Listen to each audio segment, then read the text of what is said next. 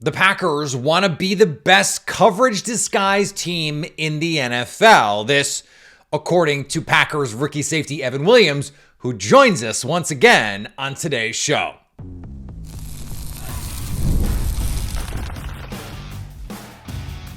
You are Locked On Packers, your daily Green Bay Packers podcast. Part of the Locked On Podcast Network, your team every day. You are Locked On Packers, part of the Locked On Podcast Network, your team every day. I'm Peter Bukowski, and I cover the Packers for The Leap, a newsletter I would love for you to subscribe to. Follow me on Twitter, Peter_Bukowski. Follow the podcast on Twitter, Locked On Packers. Like us on Facebook. Subscribe to the podcast, iTunes, Spotify, Google Podcasts. Wherever you find podcasts, you will find Locked On Packers, the #1 Packers podcast on the internet, and the show for fans who know what happened. They want to know why and how. Thanks to everyone who makes Locked On Packers their first listen every day. We hope you like starting your day with us as much as we like starting our day with you. Today's episode brought to you by our friends at Hillsdale College. Go right now to hillsdale.edu/lockedon to enroll. There's no cost, and it's easy to get started. Our pal Evan Williams, Packers rookie safety, on the show once again today. Expect to see him more the rest of the season. And we get into what it was like for him while he was injured, what Jeff Hafley wants to be. I mentioned at the top this idea of disguise and what it has brought them, all the different coverage shells and how they're able to do that. A great conversation coming up. One quick thing I want to hit on, injuries are a couple quick things I want to hit on here as we get into our Friday show. By the way, Joe Thomas is going to join us, Hall of Famer Joe Thomas, on Monday. He's got the call for Westwood 1 and of Packers Saints, of course. Jair Alexander back at practice. Javon Bullard not back at practice. And Quay Walker not back at practice. The rest of the team healthy. Good news, of course. So, Jordan Morgan out for the year. Not going to be back. Matt LaFleur did not rule out Marshawn Lloyd coming back. Didn't want to close the door there, but shoulder surgery is going to end the season for Jordan Morgan. Doesn't really matter. Just doesn't really matter, I guess, because Sean Ryan has been good enough. Now, this week, does having Javon Bullard or Jair Alexander out there really matter that much? Probably not. Especially because you have Alvin Kamara, who is also likely out. Spencer Rattler is going to be your backup in this game. But it's nice to see Jair Alexander back full, participating. It's nice to see Luke Musgrave, after practicing last week, wasn't active, did not get activated off IR, but practiced, back practicing here. And Corey Ballantyne, just for some depth, also back practicing.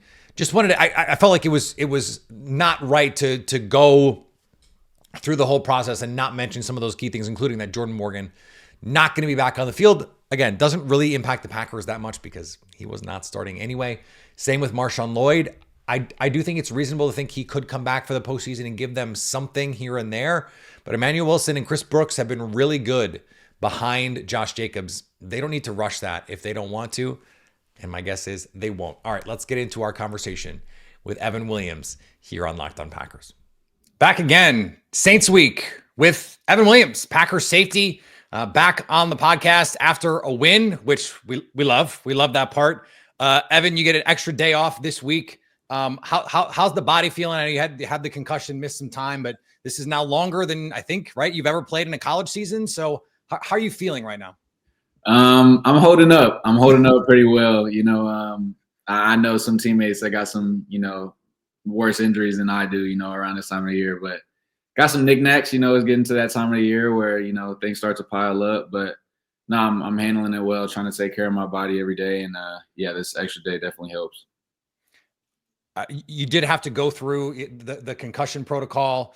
What is that experience like? Because I think it's hard for us to understand from the outside just what exactly that entails.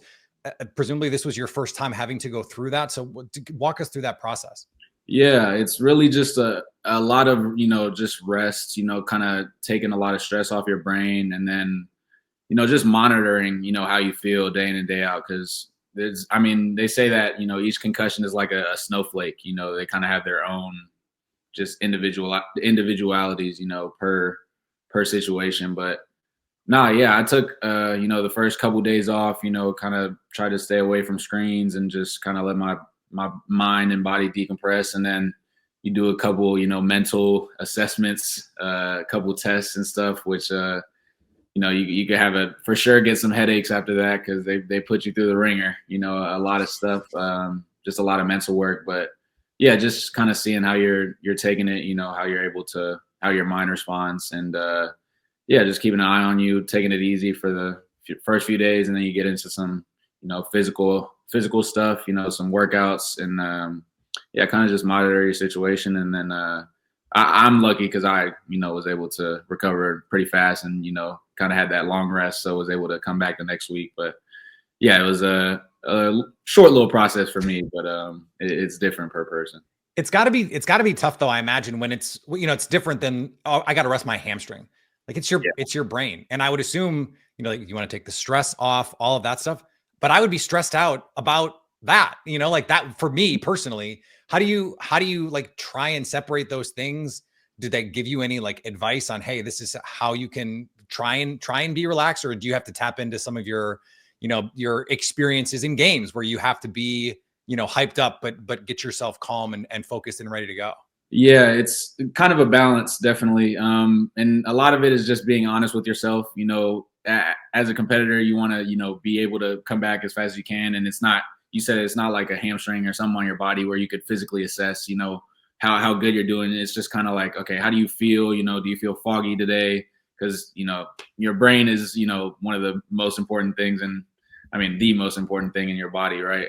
You only get one of those for your entire life. And, yeah, it's just takes a lot of, being honest with yourself, being honest with everybody and just trying to, keep up and monitor yourself as good as you can, through the couple weeks. And then you take it up a couple notches, every day and see how you feel. And yeah, I mean, as I said before, I'm pretty lucky to be able to, get out of that protocol as fast as I did.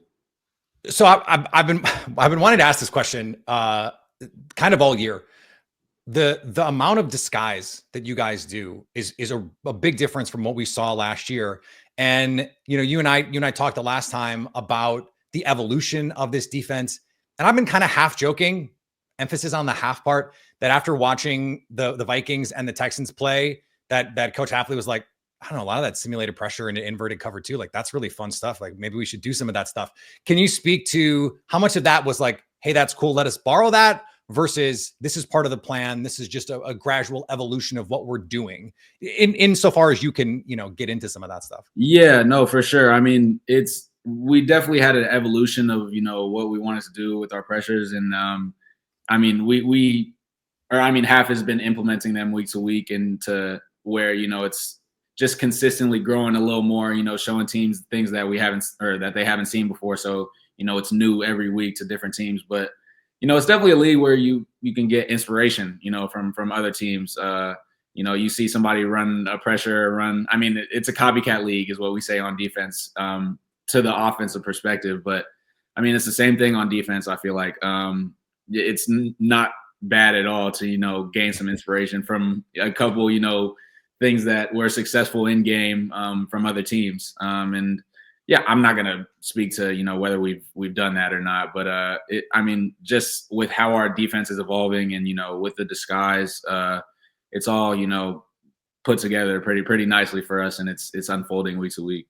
How have you guys been able to continue to add while, Adrian Cooper has been in and out of the lineup? You missed some time. Jair Alexander's been in and out of the lineup all season, and you've been having to shuffle. Okay, Keyshawn Nixon, you're a boundary corner one week, you're a nickel corner another. Javon Bullard, you're a safety one week, you're the nickel corner now. Like there just seems to be a lot of moving pieces. How have the coaches, how have the players, how have you guys been able to get through this and now seem to be playing some of the best defense you played all season?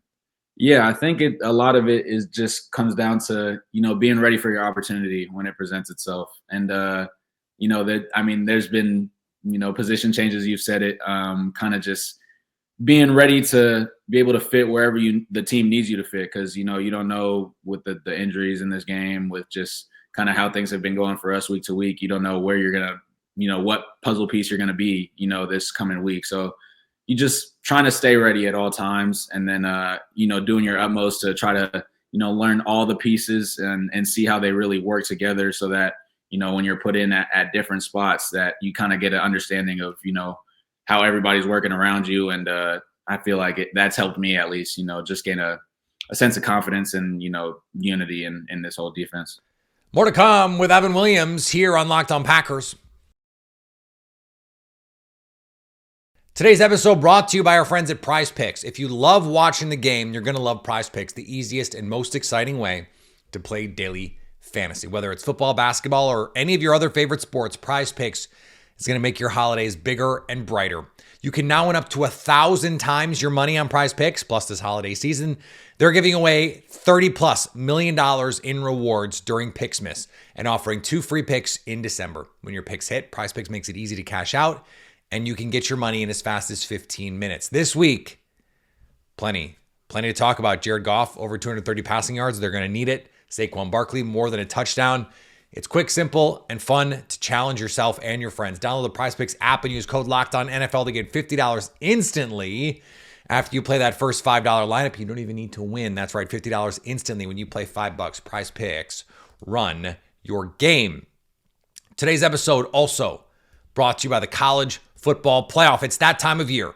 The College Football Playoff is back, and with the newly expanded 12-team format, it's guaranteed to be bigger and better than ever, bringing you all the hard-hitting and high-flying excitement that you love. TNT Sports coverage of the College Football Playoff begins December 21st, starting with the College Football Playoff kickoff, presented by AT&T at 11 a.m. Eastern. 8, you'd be way too early. Leading into our first matchup, the Southern Methodist University Mustangs battling the Penn State Nittany Lions at noon. Then the Clemson Tigers look to upset the Texas Longhorns in a showdown at 4 p.m. Eastern. Don't miss a moment of the action. Watch the College Football Playoff presented by Allstate live on TNT, True TV, TBS, and Max. What was the message coming out of Detroit, especially on defense? Because that's a really, really good offense. You lost a number of guys, had a number of guys already out. So what is the message? How do you guys get back and say, look, we gotta fix this? Who is talking? What is the message? Yeah, really, it's just on to the next. And the main message is that you look back at the film, and thankfully we look back and just see a lot of self-inflicted mistakes. And as much as those hurt, watching on game day, like, okay, I could have done this better, or, as a whole, we could have disguised this and shown something else. As much as that hurts, you look back and those are things that you can correct. And so you go to the next week, understanding that if you correct some of those things, that it's a completely different ball game against, one of the best offenses in the league. So yeah, you kind of take it with a grain of salt and just on to the next. As I said, just try to get a little better each day. Try to get, improve a little in your disguise, a little in this, a little in that, each practice. And hopefully we like the result come Sunday. So you're saying those cliches actually work? Like you guys are actually trying to live that stuff out? Absolutely. I mean, that stuff reigns true, if you really buy into it. If you think of it as kind of a cliche, then I feel like you're not going to buy in as much as you do. But no, I feel like our defense has done a good job of really just taking it a day at a time and, trying to improve each day. It's the funny thing about Matt, and funny is maybe the wrong word, but I have noticed about Matt LaFleur is he uses a lot of cliches, but not in a way that makes it seem cliche. Like he believes in a lot of these truisms, and it just seems like that sort of permeates. Like even if it is a cliche, if you believe it and the team buys in, it can still be useful.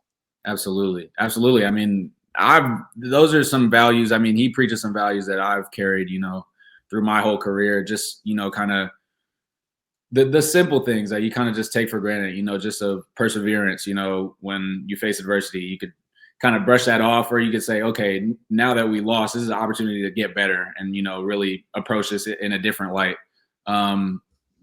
Just grit, toughness, just the little things that will, if you harp on them for long enough, they'll separate you from your opponents. And I feel like, that's kind of reigned true for us this year. We've just kind of taken it week by week, tried to, you get some pieces, lose some pieces, but as long as, the whole unit is getting a little better each day, then, we're doing well. We're on a roll right now. So I'm feeling good. So can you, I wanted to dig into something and this, as much as you can say, There was the Edgerrin Cooper sack where you end up going into the middle field and you've got that mugged up A gap look. What is that? What are you trying to do there? Obviously get a sack, but like, can you just walk us through like what the responsibilities are there, like, and how that all unfolded? Yeah, it's just mixing disguise and pressure. Where an offense isn't expecting it. Just when a lot of teams have figured out that when you bring a lot of people at the line, it just brings a lot of stress for the offensive line. They have to account for really everything that can be immediate pressure, which is the more people you have up there is the more possibilities there are. So. Yeah, and especially on those third downs, third down and long, you can get a little bit exotic, not expecting them to run the ball. We kind of just utilize that in that scenario. You see it again. I think we had a good little show off the edge with, me and Key were kind of tied in. And when a quarterback sees those little details, it's hard. I mean, it's hard for an O-line to be able to, distinguish who's really coming, who's going to be dropping out on the snap. And, just that little hesitation is enough for, a guy like Coop to be blazing through an A gap, picking for one of our D linemen and getting in there for the sack. Well, and it seems like one of the things you guys have done a really good job of this year is even if you just bring 4, because you're messing with protection rules, you're showing like on that play, it seemed like you're showing like, hey, he might be coming off the slot here. So they slid the protection the wrong way for them, the right way for you guys. How much of that, we talk about the why and coaches explaining the why. How much are you guys in the meeting rooms talking about, hey, this is why we're doing this. The protection rules are A, B, and C. And so we're hoping that we get, this look. Yeah, a ton. One of the, emphasis we placed on this year is just being the best disguised team in the league. We take a lot of pride in that, and it can definitely be lost in, let's say, a loss or, you're kind of going over a bunch of different things. It's easy to kind of overlook the disguise when, the end of the play was whatever happened.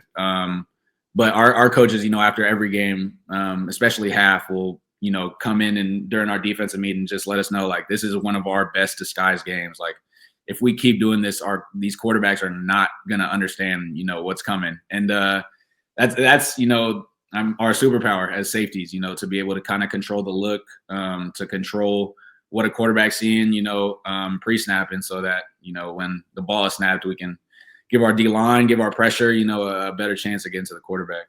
Well, I was going to say that because, you might not get the sack on a play like that, but you helped because of the rotation, because of the hesitancy you might put in. Like when you have the disguise that can create a pressure, now you're tying everything together and there's buy-in from everybody because you're seeing this now pay off. I mean, there were a couple times against Seattle where it was really the look that got the sack. I mean, guys are winning. I mean, Devontae Wyatt had that awesome sack and Kingsley on a bull rush, Rashawn Gary on a bull rush, but there were some where it's just like, no, you created that pressure because the quarterback didn't know where to go with the ball. Like, are you just as excited when that happens as when, like, if you make a play because you did kind of make that play? Yeah, absolutely. You'll see me in the post a few times, just like right after we get the sack, I'm jumping up and down, throwing fist bumps and running to the backfield to celebrate with the guys. Just because, yeah, I mean, at least personally, from the back end perspective, we understand just all that comes with, kind of getting that pressure and being able to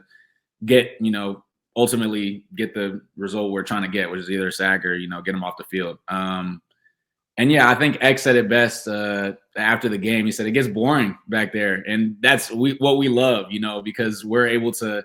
It takes just a little bit of pre-snap, disguise to make our job the easiest in the world, which is cover for 2 seconds, and now our D line's in the backfield. So it can be a sacrifice, in between plays. You're a little tired, it can be a little mentally draining, but if you're able to just lock in for those pre-snap seconds, you'll ultimately, we've been ultimately able to get the result we want.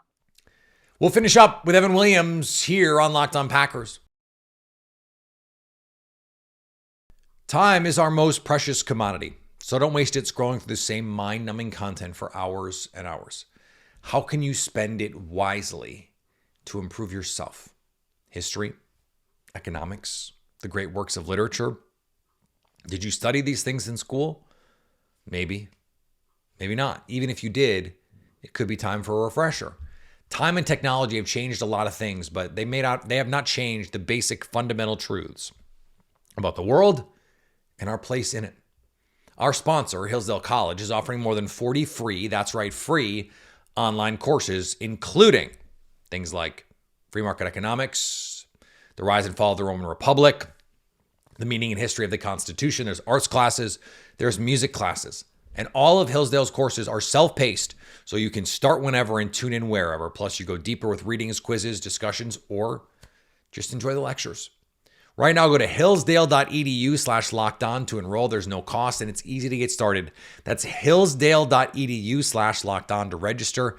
hillsdale.edu/lockedon. So this the coverage shell that you guys are running seems to change like every play. You guys mix coverages really well, and seem to be pretty good at all of them. Is, you know, when we talked the last time, I asked you how you're able to embody what Jeff Hafley says when he wants his guys to play fast, the disguise stuff and mixing coverages. Is that part of this where you're just like, hey, look, it's still just quarters, cover 3 and cover 2 most of the time.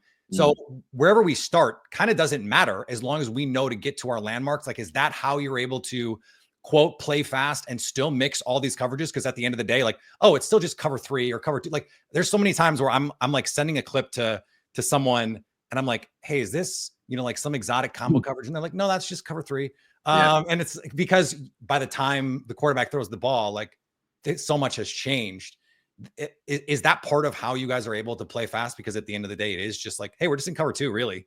Sure. Yeah, I definitely think it is. I think most of it is just, I mean, at least how it goes in my head is that, you know, when the play call comes in, I understand my assignment. You know, I understand where I need to be pre-snap or where I need to get to, you know, be successful for the play. And then, you know, we have our disguise, and then that's kind of just secondary. You know, like the assignment itself, like in the defense, are simple enough to where we can play fast, and that has nothing to do with the disguise. The disguise is like almost like the cherry on top for me. Like, okay, we got like, we're able to play fast. I already know what I'm doing. I know where I need to be.